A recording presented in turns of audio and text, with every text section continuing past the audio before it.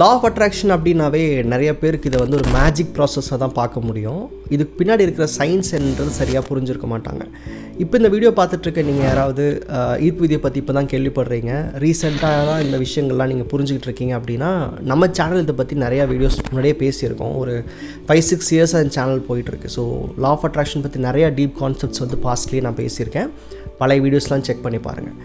So இந்த மேஜிக்காக பார்த்தீங்க அப்படின்னா, இது பின்னாடி இருக்கிற சயின்ஸ் நீங்கள் புரிஞ்சிக்கல அப்படின்னா என்றைக்குமே ஒரு முழுமையான மேனிஃபெஸ்டேஷன் அப்படின்றது நடக்காது. ஸோ இந்த வீடியோவில் ஈர்ப்பு விதியை ஃபாலோ பண்ணும்போது நமக்குள்ளே ஏற்படுற நிரந்தரமான நம்ம சிந்தனை மாற்றங்கள் என்ன அப்படின்றத இங்கே பார்க்க போகிறோம். ஸோ ஒரு கோலை நம்ம ஃபிக்ஸ் பண்ணிட்டோம், நம்ம எழுதுகிறோம், கேட்குறோம், நடந்துரும் அப்படின்னு இல்லாமல் அதுக்கு பின்னாடி ஏற்படக்கூடிய அந்த இன்டர்னல் சேஞ்சஸ் அப்படின்றத பற்றி தான் இந்த வீடியோ நம்ம பெருசாக டிஸ்கஸ் பண்ண போகிறோம். ஸோ நம்ம சேனலுக்கு தான் ஃபஸ்ட் டைம் வரீங்கன்னா செக் பண்ணுங்கள், உங்களுக்கு இன்ட்ரெஸ்ட் இருந்துச்சுன்னா சப்ஸ்கிரைப் பண்ணிக்கோங்க.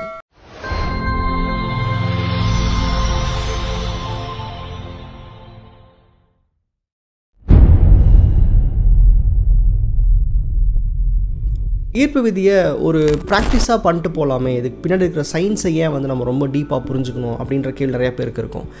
இதை நீங்கள் சயின்ஸாக புரிஞ்சுக்கலைன்னா நீங்கள் பண்ணுற ப்ராசஸ்க்கு பின்னாடி உங்களுக்குள்ளே ஏற்பட போகிற மாற்றங்கள், இல்லை நீங்கள் இந்த ப்ராசஸ் பண்ணும்போது கோத்ரூ பண்ணக்கூடிய அந்த சேஞ்சஸ் இதெல்லாம் உணரவே முடியாது. ஸோ ஒரு விஷயம் நினச்சேன் நடந்துருச்சு அப்படின்னு கிடையாது. இதுக்கு பின்னாடி நமக்குள்ளே இருக்கிற ஆற்றல் எப்படி வெளிப்படுது, நிரந்தரமான மாற்றங்கள் என்னன்றது நீங்கள் கண்டிப்பாக புரிஞ்சுக்கணும். அதில் ஒரு சில விஷயங்கள் இப்போ நான் ஷேர் பண்ணுறேன். ஸோ தட் இந்த ப்ராசஸ் மேலே இருக்க நம்பிக்கையாக இருக்கட்டும், புரிதலாக இருக்கட்டும், இன்னும் கூட கொஞ்சம் அதிகமாகவும் நான் நம்புகிறேன்.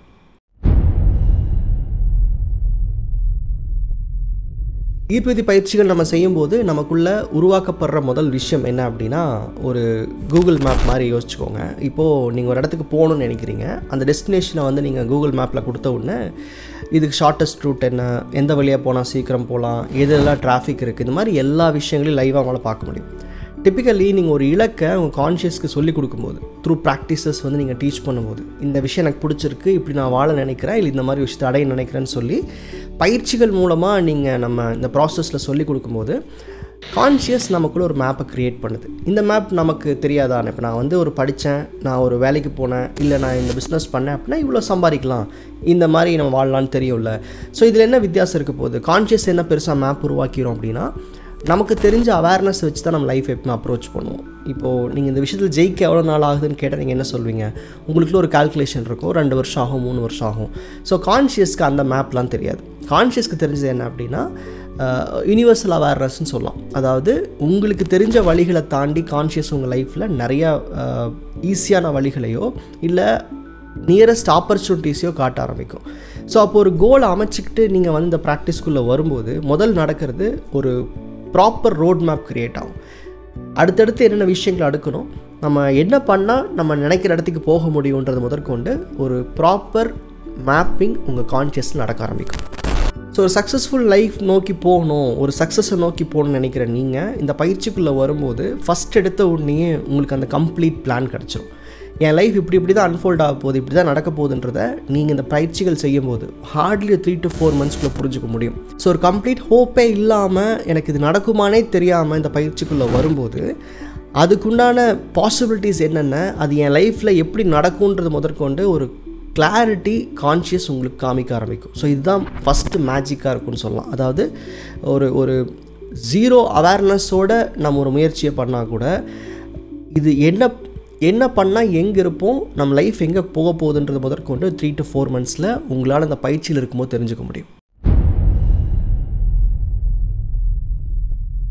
ரெண்டாவது விஷயம், உங்களுடைய முழு பொட்டென்ஷியலை தெரிஞ்சுக்க முடியும். அதாவது இன்றைக்கி நான் இங்கே இருக்கேன், என்னுடைய தகுதி இது, என்னுடைய பணநிலை இது அப்படின்ற ஒரு அண்டர்ஸ்டாண்டிங் நமக்குள்ளே எப்பவுமே இருக்கும். நம்ம ஹெல்த்லேயா இருக்கட்டும், வெல்த்லேயா இருக்கட்டும், இல்லை கெரியர்லேயா இருக்கட்டும், நம்ம எங்கே இருக்கோம், நம்ம லெவல் என்னன்னு தெரிஞ்சு வச்சுருப்போம் இல்லையா? அதெல்லாம் உடச்சி உங்களால் உங்களோட ஃபுல் பொட்டென்ஷியலை உணர முடியும். இது எப்படி நடக்கும் அப்படின்னா, நம்ம எப்பவுமே வந்து நமக்கு இருக்கிற அந்த அக்செப்டன்ஸ் லெவல் இல்லை பிலீஃப் அந்த ஒரு லெவல் வச்சுருப்போம். இவ்வளோ தாங்க நடக்கும், இப்படி தான் லைஃப் இருக்கும் அப்படின்னு சொல்லி டெஃபினேஷன் வச்சுருப்போம். அந்த டெஃபினேஷன்ஸை பிரேக் பண்ண ஆரம்பிக்கும். பிகாஸ் நீங்கள் இந்த ப்ராசஸில் கான்ஷியஸ்க்கு எனக்கு என்னென்ன பிரச்சனைகள் இருக்குது, நான் வந்து கஷ்டப்பட்டு அங்கே போகிறேன், இதெல்லாம் பேச மாட்டீங்க. எப்போவுமே நம்ம ஒரு மேனிஃபெஸ்டேஷன் பயிற்சிக்குள்ளே வரும்போது, இந்த ஈர்ப்பு விதியை பயன்படுத்தும் போது நம்ம எண்ட் ரிசல்ட்டை பற்றி தான் பேசுவோம். அப்போ கான்ஷியஸ்க்கு என்ன அப்படின்னா, நீ எங்கே இருக்க, என்ன பண்ணுற, உனக்கு என்ன முடியும் முடியாதுன்னெலாம் பார்க்காது. நீங்கள் எங்கே போக நினைக்கிறீங்க, அங்கே போகிறதுக்கு உங்களை எப்படி தகுதிப்படுத்தணும்னு பார்க்கும். சில பேர் சொல்லுவாங்க, நான் ஸ்கில்லை டெவலப் பண்ண நினைக்கிறேன், ஒரு லாங்குவேஜ் கற்றுக்கணும்னு நினைக்கிறேன். அதெல்லாம் வந்து லைஃப்பில் நீங்கள் ஒரு தேவையை உருவாக்கி வைக்கும்போது எது எப்போ நடக்கணுமோ அதுக்கான ஆப்பர்ச்சுனிட்டிஸ், அதுக்கான பேஸ் எல்லாமே ஓப்பன் ஆகும். ஸோ அப்போது ஈவன் வித் 0 பாசிபிலிட்டிஸ் இந்த ப்ராக்டிஸ்குள்ளே வரும்போது இந்த பாசிபிலிட்டிஸ் ஓப்பன் ஆகிறத பார்ப்பீங்க. இப்படிப்பட்ட ஒரு விஷயத்தை என்னால் செய்ய முடியாது, எனக்கு தகுதி இல்லைன்னு நினச்சிங்கன்னா கூட அதை கூட உங்கள் கான்ஷியஸ் பிரேக் பண்ண ஆரம்பிக்கும். மோஸ்ட்லி உங்களுடைய கோலை நோக்கி உங்கள் ஃபுல் பொட்டென்ஷியல்ஸ் ஓப்பன் ஆகிறத நீங்கள் பார்க்க முடியும். 3வது விஷயம், இந்த ஹோல் ப்ராசஸ் ஆஃப் மேனிஃபெஸ்டேஷனே ஒரு கைண்ட் ஆஃப் ரிவர்ஸ் சைக்காலஜி தான். இது வந்து நம்ம புரிஞ்சுக்கிட்டு பண்ண வேண்டிய அவசியம் இல்லை. இந்த ப்ராசஸ்க்குள்ளே வந்தோடனே அது வந்து ஆட்டோமேட் ஆக ஆரம்பிச்சிடும். ஃபார் எக்ஸாம்பிளுக்காக சொல்கிறேன், எனக்கு வந்து இப்படி ஒரு லைஃப் ஸ்டைல் வாழணும்னு ஆசைப்பட்றேன். ஸோ அந்த லைஃப் ஸ்டைல் வந்து லெட்ஸே இந்த இடத்துல இந்த டாப் கார்னரில் இருக்குது, நான் இருக்கிறது இந்த கார்னரில் இருக்கேன்னு வச்சுக்கோங்களேன். இப்போது எனக்கு வந்து இந்த ஸ்டெப் எப்படி ஏறி போகிறது, இந்த டாட் எப்படி கனெக்ட் பண்ண எனக்கு தெரியாது. எனக்கு தேவை இங்கே போகணும், அவ்வளோதான். இந்த மேனிஃபெஸ்டேஷன் ப்ராசஸில் இப்படி தான் நம்ம கோல் வைப்போம், எனக்கு இங்கே போகணும். இப்போ இந்த பாயிண்ட் ஏலேருந்து பாயிண்ட் டிஆர்சி எங்கேயோ ஒன்று அங்கே போனோம் அப்படின்னா, கான்ஷியஸ் வந்து எப்போவுமே நம்ம பொதுவாக நம்ம இந்த ப்ராசஸ்க்குள்ளே வராமல் இருக்கும் எப்படி யோசிப்போம். இப்போ நான் 1ல் இருக்கேன், இல்லை 7 இருக்கேன்னு வச்சுக்கோங்களேன். 7லேருந்து நான் பி போவேன், பி போகிறதுக்கு எனக்கு இங்கெல்லாம் இவ்வளோ பிரச்சனைகள் இருக்குது. அங்கேருந்து நான் அடுத்தது நான் சி போவேன், அதுக்கு இங்கே இவ்வளோ பிரச்சனைகள் இருக்குது. இந்த மாதிரி நம்ம ஒரு கால்குலேட்டிவ் மைண்ட் செட்டில் தான் இந்த ட்ராவல் பண்ணி இந்த டெஸ்டினேஷன் அடைய விரும்புவோம். ஸோ மேனிஃபெஸ்டேஷன் ப்ராசஸ் எப்படி வேலை செய்யும் அப்படின்னா, நான் இப்போ இங்கே இருக்கேன், இந்த பாயிண்டில் இருக்கேன், இங்கே வர்றதுக்கு இப்படி 1 2 3 4லாம் வராது, அது ரிவர்ஸ் தான் ஒர்க் பண்ணும். இங்கே இடத்துக்கு நான் வரணும், இப்படி நான் என்னை தகுதிப்படுத்திக்கணும்னா நான் இன்றைக்கி செய்ய வேண்டிய வேலைகள் என்ன. ஸோ அப்போ எப்போவுமே வந்து கான்ஷியஸ் எப்படி வேலை செய்யும், ரிவர்ஸ்லாம் வேலை செய்யும். ஒரு கோலை சொல்லு, அந்த கோலுக்கு உனக்கு என்ன தேவையோ அது இன்றைக்கி ஆரம்பி. அந்த கோலுக்கு நீ எதை பார்க்கணும், எதை படிக்கணும், இல்லை என்ன மாதிரி நடந்துக்கணும், உன் கேரக்டர் எப்படி மாற்றிக்கணும், உன்னை எப்படி மோல்ட் பண்ணிக்கணும். ஸோ அப்போது நீங்கள் வந்து இருக்கிற இடத்துலேருந்து அடுத்தடுத்த லெவலில் பிளான் பண்ணுற மாதிரி இல்லாமல் எங்கே போகணுமோ அதுக்கு தகுதியான செயல்களையும் திறமைகளையும் வளர்த்துக்கிற கான்ஷியஸ் ஹெல்ப் பண்ண ஆரம்பிக்கும். ஸோ ஏன் மேனிஃபெஸ்டேஷன் சம்டைம்ஸ் ஃபாஸ்ட்டாக இருக்குன்னு கேட்டால், காரணம் நம்ம இன்றைக்கி இருக்கிற அவேர்னஸ் வச்சுட்டு ட்ராவல் பண்ணாமல் எங்கே போகணுமோ அந்த இடத்துக்கு தகுதியான விஷயங்களை இன்றைக்கே செய்ய ஆரம்பிச்சிடும். இது வந்து சொல்லி பிளான் பண்ணி செய்கிற மாதிரிலாம் இருக்காது. மேனிஃபெஸ்டேஷன் ப்ராசஸ்க்குள்ளே வந்துட்டிங்கனாவே கான்ஷியஸ்க்கு எப்பவுமே அந்த எண்ட் கோல் வந்து எக்ஸைட் ஆக ஆரம்பிச்சிருச்சுன்னா, அந்த எண்ட் கோலை கற்றுக் கொடுக்க ஆரம்பிச்சிட்டிங்கன்னா ஆட்டோமேட்டிக்காக உங்களோட ட்ராவல் வந்து ரொம்ப வேகமாக இருக்கும். அது அந்த இடத்துக்கு போகிறதுக்கு இன்றைக்கி என்ன பண்ணணும் அப்படி தான் இருக்கும். ஸோ இது வந்து மோஸ்ட்லி ஒரு ரிவர்ஸ் சைக்காலஜி மாதிரி. நம்ம ஃபார்வர்ட் அப்ரோச் இல்லாமல் எங்கே போகணுமோ அங்கேருந்து கான்ஷியஸ் அந்த கேப்ஸை ஃபில் பண்ணிட்டே வரும். ஸோ இந்த ப்ராசஸில் நீங்கள் வந்து இந்த ஹோல் ப்ராசஸில் நீங்கள் வந்து இந்த ரிவர்ஸ் சைக்காலஜி ஒர்க் ஆகிறத நல்லாவே புரிஞ்சுக்க முடியும். 4வது விஷயம் என்ன அப்படின்னா, நல்லது கெட்டதை பிரித்து பார்க்க முடியும். நல்லது கெட்டதுன்னா பொதுவான உலக நடப்புகள் பற்றி நான் சொல்லலை.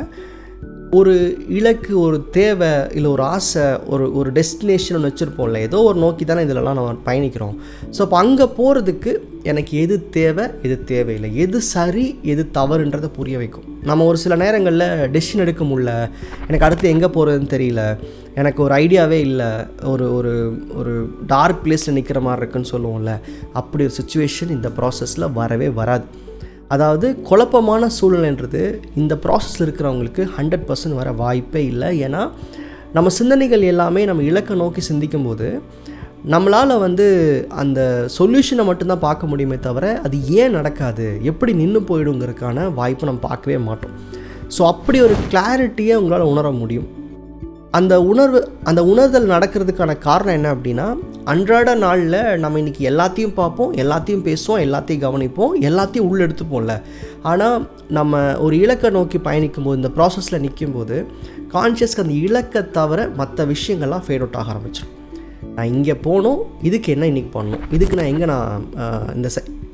நான் இங்கே போகணும், அதுக்கு நான் இன்றைக்கி என்ன பண்ணணும், என்ன பண்ணக்கூடாது, எது எனக்கு அவசியம் இல்லை, இப்போ நான் ஒரு விஷயம் பேசுகிறேன், இது அவசியம் இல்லையா, அந்த மாதிரி அந்த டெஸ்டினேஷனுக்கு என்ன தேவையோ அதை மட்டும்தான் உங்கள் கான்ஷியஸ் காமிச்சிட்டே இருக்குமே தவிர உங்கள் வாழ்க்கைக்கு சம்மந்தமில்லாத விஷயங்களில் உங்கள் சிந்தனைகளை போக விடாது. இது எப்போ நடக்கும்? அகெயின் 3 to 4 months இந்த ப்ராசஸ்க்குள்ளே வந்தீங்கன்னாவே போதும். ஸோ ஒரு மேனிஃபெஸ்டேஷன்றது நான் ஒன்று நினச்சேன் நடந்துருச்சு அப்படி கிடையாது. இதுக்கு பின்னாடி ப்ராப்பரான சயின்ஸ் நடக்குது. நம்ம சிந்தனை நம்ம தேவைகள் மேலே ஒருங்கிணைஞ்சு அதுக்காக மட்டுமே செயல்படுது. அதனால் நான் இன்றைக்கி ஒரு விஷயம் செய்ய போகிறேன்னா அது என் இலக்குக்கு பொருந்தான்னு கான்ஷியஸ் பார்க்கும். இல்லாட்டி அந்த செயல் நம்மளை செய்ய விடாது, இல்லை அதை நம்மளே புரிஞ்சுக்கிட்டு அதை கடந்து போயிடும்.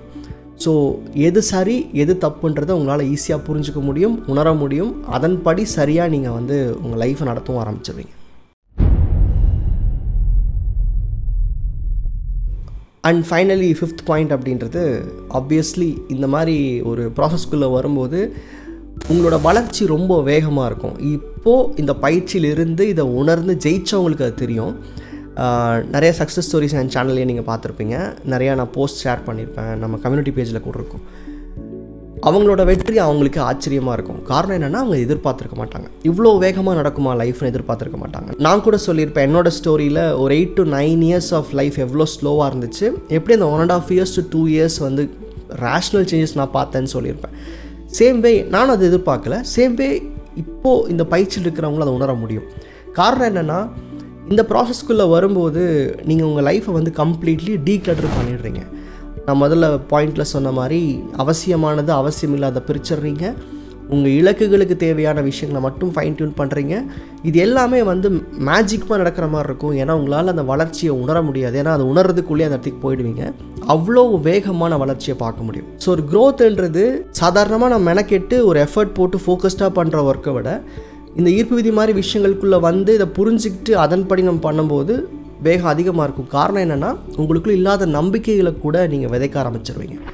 நான் முதலே சொல்ல மாதிரி இவ்வளோதான் என் பொட்டென்ஷியல் நம்பி ஒரு விஷயத்தை செய்யும் போது ஒரு அவுட்கம் விட எனக்கு அதெல்லாம் தெரியாது, எனக்கு இந்த இடத்துக்கு போகணும், அதுக்கு நான் என்ன வளர்த்துக்கணும், நான் என்ன பண்ணணும் அப்படின்னு சொல்லி ஒரு ஃபோர்ஸ்ட் மேனிஃபெஸ்டேஷனுக்குள்ளே வரும்போது அந்த எண்ட் கோலை மட்டும் பார்க்கும்போது கான்ஷியஸ் உங்கள் பொட்டென்ஷியல் அதிகப்படுத்துது, உங்களோட ஃபோக்கஸ் அதிகப்படுத்துது, உங்கள் பிலீஃப் சிஸ்டத்தை பெட்டர் பண்ணுது. ஸோ க்ரோத்துன்றது ரொம்ப ரொம்ப வேகமாக இருக்கும். நீங்கள் நினச்சி பார்க்காத வேகத்தில் உங்கள் லைஃப்பை மாற்றிக்க முடியும். ஸோ இதில் என்னெல்லாம் பண்ணிட முடியும்? இப்போ இவ்வளோ விஷயம் பேசுகிறோம், இது கூட ஒரு மாதிரி சில பேர் ஃபேன்சியாக நினச்சிப்பாங்க. என்ன விஷயங்கள் பண்ண முடியும் அப்படின்னா health, wealth, money, relationship, career and செல்ஃப்னு நான் சொல்லுவேன். லைஃப் 6ஆக பிரிப்போம். இந்த 6 விஷயங்களையும் ஒட்டு மொத்தமாக நம்மளால் டெவலப் பண்ணிக்க முடியும். இப்போது எல்லா ஏரியாலையும் நீங்கள் 0ல் இருந்தால் கூட வித்தின் 3 to 4 months 80-90% உங்களால் உங்களோட பொட்டன்ஷியலை மேலே கொண்டு வர முடியும். உங்களுடைய லைஃப் அப்லிஃப்ட் பண்ணிக்க முடியும். இது ரொம்ப ரொம்ப பேசிக்காக ரொம்ப ஈஸியாக பண்ண முடியுன்றது தான் இந்த ப்ராசஸில் ரொம்ப ரொம்ப இம்பார்ட்டண்ட். இவ்வளோ விஷயங்கள் பண்ணுறமே இதுக்கு நிறைய எஃபர்ட் போடணுமானா இல்லை. ஹார்ட்லி ஒரு நாளைக்கு ஒரு 30-40 minutes உங்கள் ஓன் டைமில் ஹோல் டேயில் நீங்கள் ஸ்பெண்ட் பண்ணுவீங்க. ஸோ இப்போ இதை பற்றி தெரியாது, நிறையா புரிஞ்சுக்க நினச்சிங்கன்னா நம்ம சேனல் தொடர்ந்து பாருங்கள். இப்போ நான் சொன்ன 5 விஷயங்கள் வந்து ஒரு ஓவரால் பேசிக் சயின்ஸ் தான் நான் சொல்லியிருக்கேன். இதை நீங்கள் உணர்ந்து ஃபாலோ பண்ணும்போது நீங்கள் இன்னும் நிறையா புரிஞ்சுக்க ஆரம்பிப்பீங்க. ஸோ ஹோப்ஃபுல்லி இந்த வீடியோ உங்களுக்கு யூஸ்ஃபுல்லாக இருக்கும் நம்புகிறேன். இதே மாதிரி நிறைய விஷயங்கள் நம்ம ஈர்ப்பதை பற்றி பேசியிருக்கோம், நிறைய ப்ராசஸ் பற்றி பேசியிருக்கோம். நீங்கள் என் சேனல் பார்த்து கூட நீங்கள் ப்ராக்டிசஸ் பண்ண முடியும். இல்லை ப்ராப்பராக ஒரு கோர்ஸ் ஸ்டார்ட் பண்ணி நான் வந்து இப்போவே என் லைஃப்பை வந்து சரியாக கொண்டு போகணும் அப்படின்ற தாட்டில் இருந்தீங்க அப்படின்னா ஆன்லைன் லைஃப் ட்ரான்ஸ்ஃபர்மேஷன் கோர்ஸ் பற்றி என்கிட்ட கேளுங்க, நான் எக்ஸ்பிளைன் பண்ணுறேன். நன்றி.